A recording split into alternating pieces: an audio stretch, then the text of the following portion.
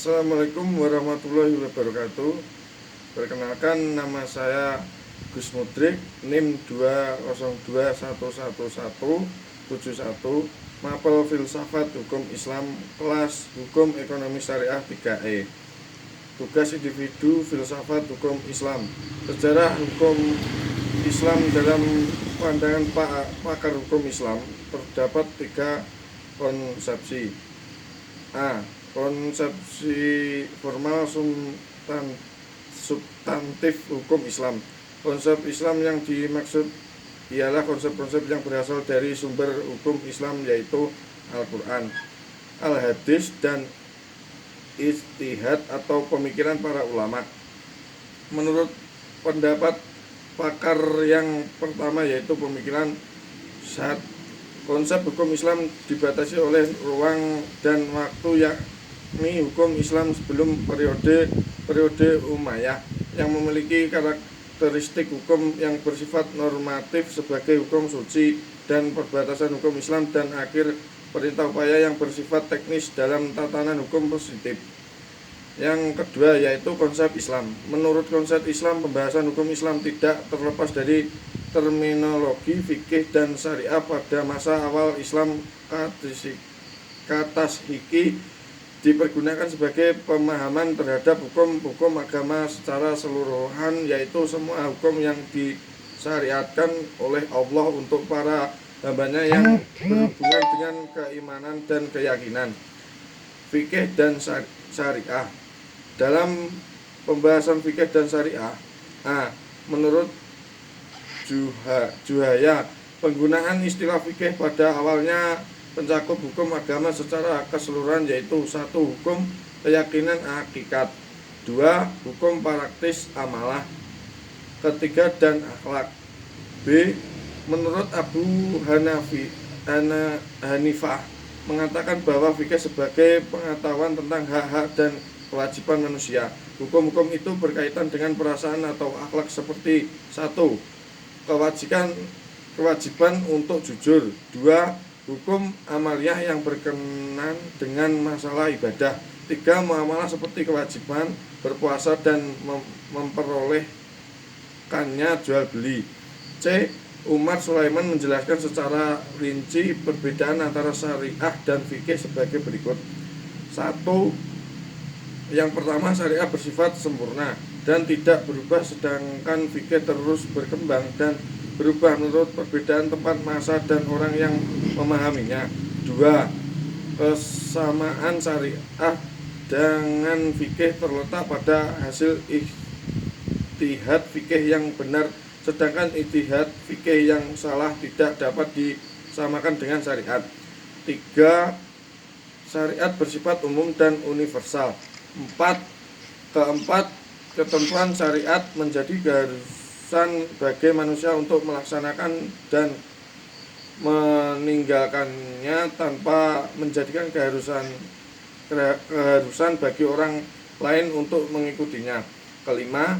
Hukum syariat kebenarannya mutlak, sementara pemahaman fuqaha memiliki kemungkinan untuk yang salah. Menurut Juhaya, Praja berpandangan bahwa membahas fikih tidak lepas dari 2 dimensi, yaitu membahas fikih tidak terlepas dari 2 dimensi, yaitu 1. Hukum Islam berdimensi ilmiah. Di dalam dimensi ini, hukum Islam diyakini oleh umat Islam sebagai ajaran suci karena bersumber dari yang Maha Suci dan sakralitasnya senantiasa dijaga. 2. Hukum Islam berdimensi insaniah. Di dalam dimensi ini, hukum Islam merupakan upaya manusia secara sesungguh-sungguh untuk memahami ajaran yang dinilai suci dengan melakukan 2 pendekatan, yaitu pendekatan kebahasan dan pendekatan mangasin. Pendapatan sehat pada dimensi pertama, ia harus menjelaskan bagaimana konsep hukum Islam itu muncul pertama kali, dan wahyu Tuhan atau muncul dari bawah hasil interaksi dengan masyarakat. Ahmad Hasan dalam The Early Development of Islamic Jurisprudence menunjukkan bukti bahwa al-ahkam al-kamsah tidak dapat dalam karya-karya ulama klasik seperti Imam Malik dan al-Wasli. Jika yang dimaksud dengan saat ada pada dimensi kedua, boleh jadi ya benar, karena disiplin ilmu syariah pada masa Nabi Muhammad SAW memang belum ada.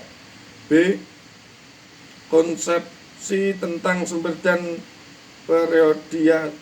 periodisasi hukum Islam. Menurut Sehat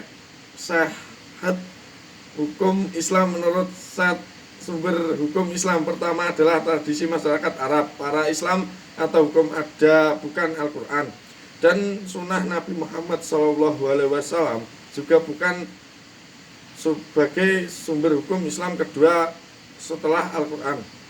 Pemikiran ini didasarkan pada beberapa hukum adat dijadikan awal pembentukan hukum Islam. Tradisi merupakan bagian dari syariah Allah itu sendiri, artinya tradisi Arab para Islam merupakan bagian kecil dan dari cerita. Selain itu, penolakan adat atau tradisi Arab para Islam sebagai sumber hukum Islam pertama karena adanya fakta bahwa sekedar hukum ada bukanlah suatu aturan yang diambil dari teks-teks sakral yaitu Al-Quran dan Al-Hadis. Pikiran lain dari Syekh adalah bahwa Al-Quran tidak memberi standar teknis hukum, misalnya jual beli. Al-Quran hanya memberikan prinsip antadin. Menurut Syekh masih bersifat normatif, tidak ada ukuran yang jelas tentang teknik transaksi dilakukan. Pemikiran Syekh selanjutnya adalah bahwa sunnah Nabi bukanlah sebagai sumber hukum Islam kedua, melainkan tradisi atau sunnah dari berbagai aliran pemikiran baik di Mekah, Kufah, Madinah, dan Irak. Pemikiran ini didasarkan pada beberapa penemuannya tentang bukti hadis pada masa Imam Syafi'i. Dua, adat pada masa Nabi baik yang berasal dari Nabi sendiri atau dari adat lain yang berasal dari tradisi sebagai daerah Islam sebagai suatu sumber untuk memformulasikan hukum lalu. Tiga, dudukan isma dan qiyas. Perbedaan terletak pada pendapat sketsa bahwa kedua sumber tersebut berasal dari tradisi Yahudi, bukan berasal dari Islam. C. Konsepsi metode penggalian hukum Islam. Menurut Jaya S. Praja, hukum Islam berdimensi uluhiyah dalam arti ia adalah bagian dari agama. Terdapat 4 pendekatan yang harus digunakan dalam penelitian tersebut, yaitu 1. Yang pertama pendekatan teologi, 2. kedua filsafat hukum Islam, 3. pendekatan sejarah, 4. pendekatan ilmu-ilmu sosial. Ia juga menjelaskan bahwa filsafat hukum Islam sebagaimana filsafat pada umumnya yang menjawab pertanyaan yang tidak terjangkau oleh ilmu hukum. Kegunaan filsafat hukum Islam terhadap penelitian hukum Islam untuk menjelaskan dan memberikan pengetahuan hukum Islam secara utuh kepada yang mengkajinya. Selanjutnya, pendekatan filsafat hukum Islam. Menurut saya dapat memahami filsafat hukum Islam dengan 2 pendekatan, yaitu 1. pendekatan sejarah dan 2. pendekatan ilmu sosial. Namun kesimpulan memahami hukum Islam tidak hanya bisa didekati dengan 2 pendekatan seperti yang telah dilakukan oleh tetapi perlu pendekatan yang komprehensif yang melibatkan semua pendekatan seperti pendekatan teologi, pendekatan filsafat, pendekatan sejarah, pendekatan ilmu-ilmu sosial, serta bisa didekati dengan pendekatan bahasa dan maqasid syariah. Sekian dari saya, Gus Mudrik. Wassalamualaikum warahmatullahi wabarakatuh.